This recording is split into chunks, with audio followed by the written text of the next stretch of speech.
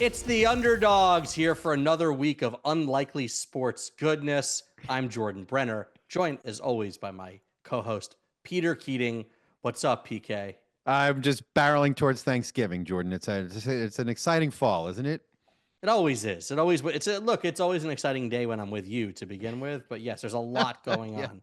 We got a lot to cover. We're gonna delve into a little bit of hockey for the first time this season on our show.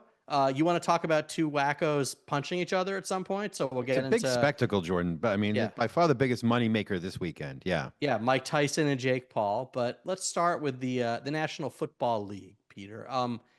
It's a super interesting week, and it's a super interesting time in the season where we really can start to make sense of things.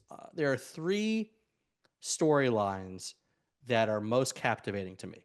So I'm going to talk about them, and what I'm going to ask you to do then is to rank them in order of least likely to most likely to happen, and then we'll talk about them in that order. All right. Is So that a so fun little game? most least to most, yes, yes. In Yeah. fact, I have prepared some mathematics for this, Jordan, because Okay. you warned me it was coming. So I all right. did. Yeah. All right. Item number one. Thanks to a blocked field goal on the last play, which saved a bunch of teasers I had, and the Chiefs' undefeated record, can Kansas City go unbeaten the rest of the season? That's item number one. Number two, there are three premier games this week.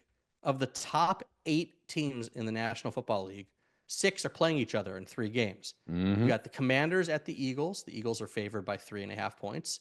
You have the Ravens at the Steelers. The Ravens are favored by 3.5. And the aforementioned Chiefs at the Bills.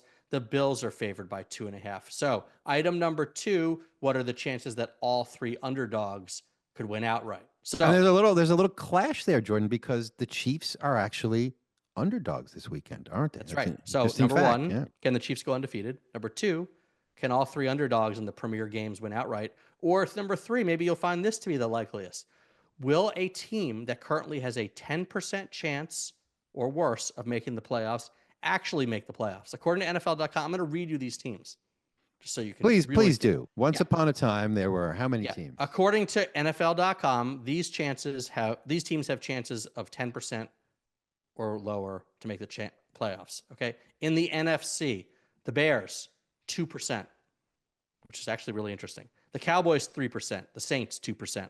The Panthers, less than 1%. And your New York Giants, less than 1%. Are the In the Giants now the team with the lowest chance in the entire league of making the playoffs? right there. What an achievement. What an achievement. In the AFC, the Dolphins 10%, the Patriots 2%, the Browns 2%, the Titans 3%, and then the Raiders and Jaguars both less than 1%. Okay, so Peter, those are the three items. Chiefs undefeated, underdogs win all three big games this week, or a team with a 10% chance of making the playoffs actually makes the playoffs. Which is the least likely to happen, Peter? Okay, here we go from the bottom up. The least likely of those scenarios is the Chiefs going undefeated. I do not want to keep putting my TV on and hearing ESPN and other commentators talk about how the Chiefs just know how to win. That good teams take advantage of other teams' mistakes, that there's no luck involved. Memo to everybody. You can be good and lucky at the same time. The Chiefs are good. They have also been very fortunate. Yes, Mahomes makes the most out of the points the team score for him. They manage the game extremely well. They have also been extremely fortunate. How many times you want to win a game on a blocked field goal before the world is willing to admit that maybe, just maybe, you've been a little fortunate? The Chiefs have to play at Buffalo. Okay, they have to play Carolina, the Raiders, okay, at Well, I'm Cleveland. going to get into that in They, a they second. So have to hold that play the thought. Texans. They have to play at Pittsburgh. They have to play at Denver. There's about an 8% chance they're going to win all those games, as far as I can calculate. And here's the secret, Jordan. Here's the secret. Anytime someone offers you any kind of bet based on some kind of power of compounding interest, in other words, a coin flipping tails 8 times in a row, right? Mm-hmm. You bet on everybody to underestimate the power of that exponential growth. In this case, people are wildly overestimating how easy it will be for the Chiefs to win every game, even if they only have, like, let's say, a 30 or 40% chance of losing, or 20% chance of losing, or against the Raiders, a 1% chance of losing. Even if they're favored, it's really hard to pull off. That's my third thing. Now, do you want to stop Peter, and talk about yes, those contests? no, we're talking Yeah, about the Chiefs yeah, right now. Then yeah, we'll yeah, move yeah, on to the least yeah, likely. yeah. I, uh, gosh, I could play devil's advocate here. I will in a second, but the one thing to Jordan, what's point the out is Chiefs' of point differential? the Is it as good as the, Buffalo or even Baltimore? high. I'd love to make my point if that's possible. Do you want to interrupt? Maybe Try you to got squeeze anything? something in there. Try to squeeze Yeah. something into this rant, Jordan. Go ahead. Speaking of point differentials, which I was about to get to, thank you. 7 of their 9 wins, Peter, have been by one score, or, well, I guess you can't be less than one score, but have been by a 1-score differential, including last week's 2-point win over the Broncos. Now, you sort of poo-pooed this, but if they can get by this big hurdle against the Bills this week and get to 10-0, here are their next few games. At the Panthers, which I'm pretty sure they could show up with me playing quarterback and win. Home for the Raiders, they could show up with you at quarterback and win. Then home for the Chargers and at the I might be Browns. playing quarterback for the Raiders at that point. Yeah, Home for the okay. Chargers, not easy on a Sunday night, but Right. not insurmountable at the Browns. So Yes. they could be heading it. They could head into their, if they get by the Bills, there's a reasonable chance they head into late December. 3 games remaining, Yes. undefeated. Not out of the, but I agree with you. This is the least likely thing to happen. But Peter, but Jordan, they're not favored against Buffalo, right? agreed. And we're going to if get you into have that so if soon. you have to win all of your games to get to the point where you have the Texans, Pittsburgh, and Denver left on your schedule, what is the highest percentage chance that they will be undefeated heading into their last 3 games? By definition, it's at most 50%. They're not favored this weekend, so the highest percentage chance they can have of going undefeated over the next 4 games is less than 50%. So your reasonable chance is less than 50% going into facing the Texans and then playing at Pittsburgh and at Denver to close the season. Yep. Okay. Which is the second least likely thing to happen? All right, continuing the theme of how you multiply out percentages to get on it, it Okay. is all of the underdogs in big games winning this weekend. Look, none of these are deep long shots, right? I mean, the Commanders are plus 3.5 against Philadelphia. The Steelers are plus 3.5, and as we just pointed out, Kansas City's plus 2.5. So just look, everybody's got a 40 or 50% chance of winning. That comes out to also a cumulative chance of a little less than 10%.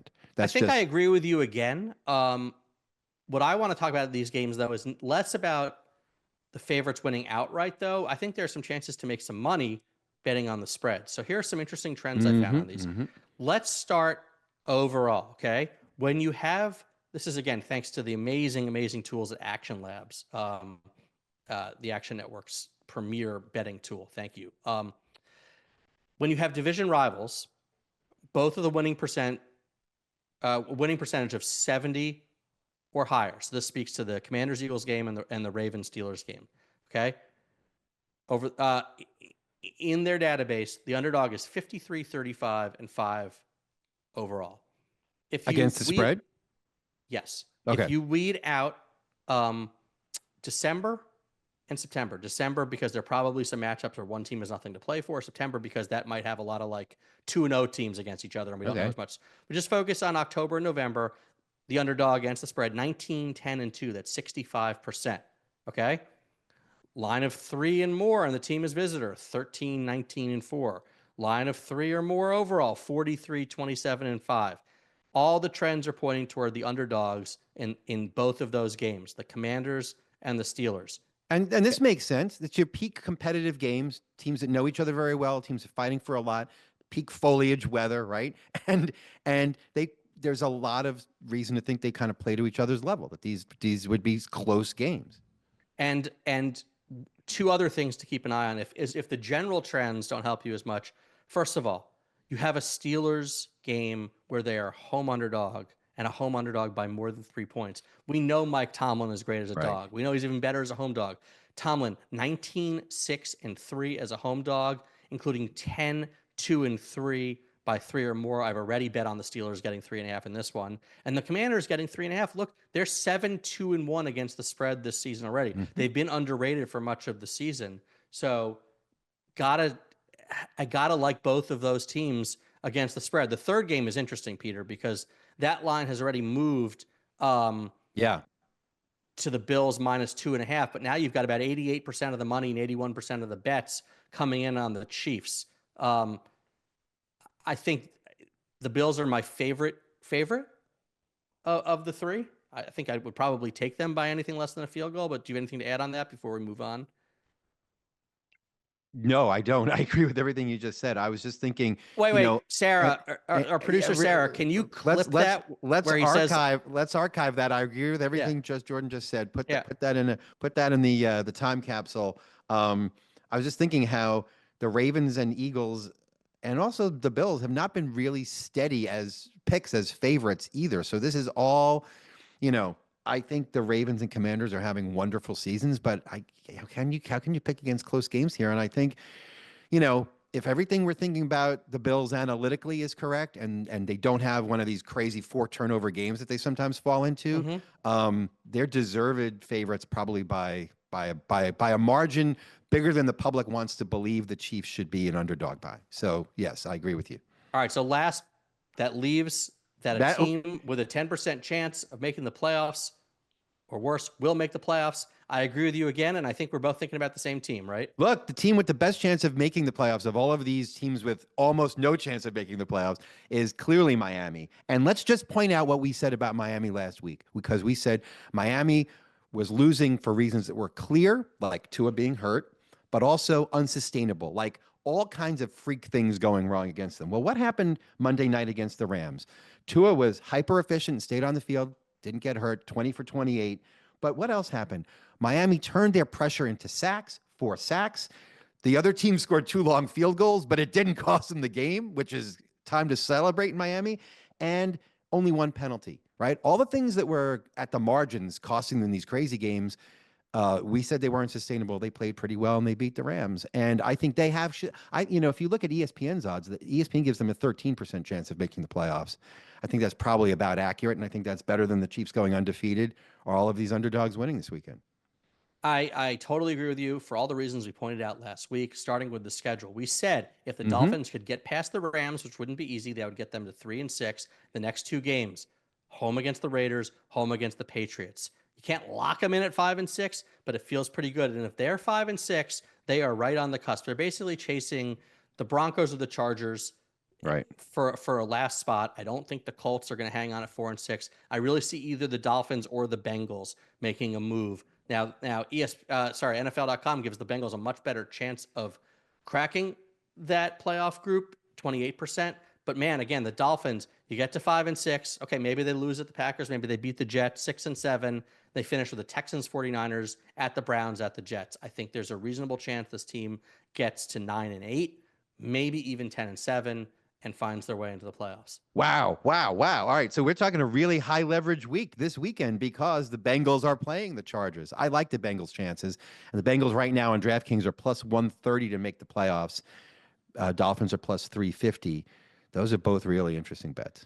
I do think it's actually very interesting, too, that according to NFL.com, the Bears are sitting, a game and a half out of the playoffs, 4 and Yeah. 5, and yet they have a 2% chance of making the playoffs, whereas the Seahawks also 4 and 5, 11%, and the Niners 5-4, 57%. So clearly, the Bears' dream season appears to be, crumbling fast.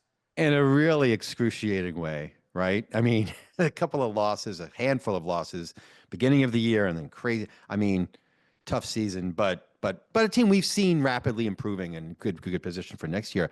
The breakout team that's holding at a above 50% chance of making the playoffs are Arizona Cardinals, who we also talked about liking last week, and they did themselves a lot of good by wailing on the Jets.